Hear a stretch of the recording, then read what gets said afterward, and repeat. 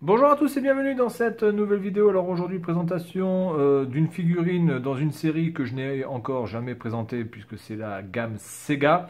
Alors je ne sais pas si je présenterai d'autres figurines de chez Sega. Celle-ci m'a intéressé puisqu'elle faisait référence à la Mega Drive. Donc du coup, je l'ai prise. Bon, elle coûte aux alentours de 15 euros, hein, voilà, livrée. Donc on va voir un petit peu à quoi ça ressemble. Alors ce n'est pas une Ban Presto, hein, c'est Sega qui fabrique lui-même cette figurine, hein, Sega Prize, Jama. Alors peut-être que Jama c'est le constructeur, j'en sais rien, et Sega l'éditeur. Honnêtement, aucune idée. Ce qu'on va voir c'est la qualité de ce truc-là. Alors par contre on est comme un petit peu chez Ban Presto, les trois scotch.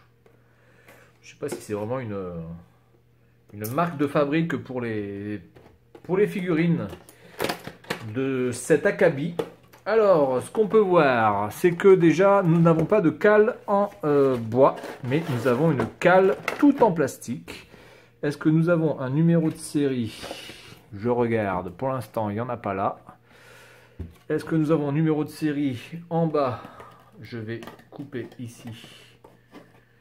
Et on va voir de suite s'il y a quelque chose. Alors, comment ça pourrait s'ouvrir, ça? Comme ça. Le scotch est un peu dégueulasse par contre, c'est un peu dommage. Un peu collant. Ok. On dégage ça, on dégage ça, on dégage ça, on dégage ça. Bon, il n'y a pas de numéro de série.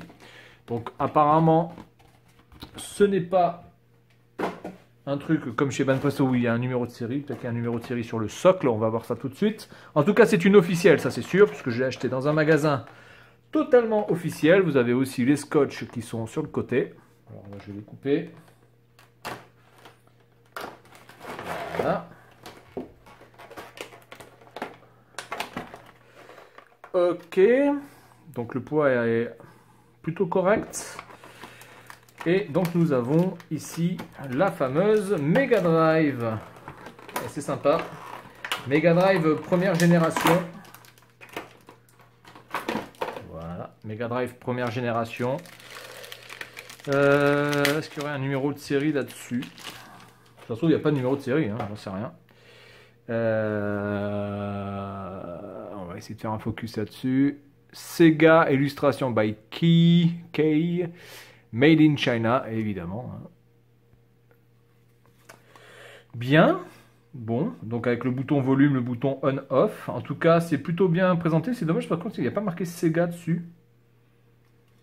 C'est un peu abusé. Il me semble quand même qu'il y a marqué Sega quand même.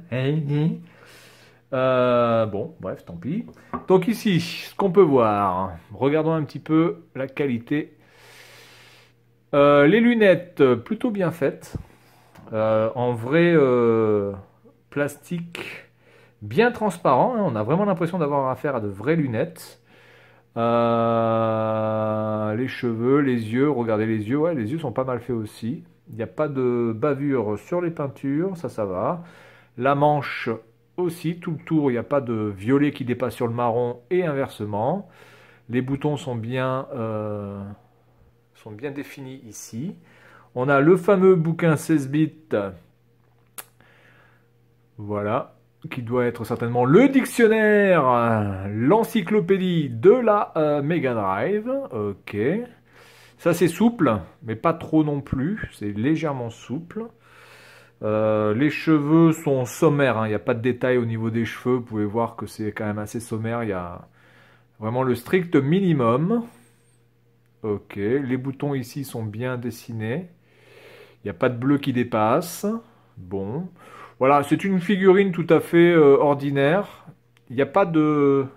On voit pas le trait là, le long de la jambe. C'est plutôt pas mal fait. On voit pas le trait du moulage. Ça a été plutôt bien fini. Et les godasses, bon, les godasses, semelle plate, bon. Et le futal, le caleçon, bon.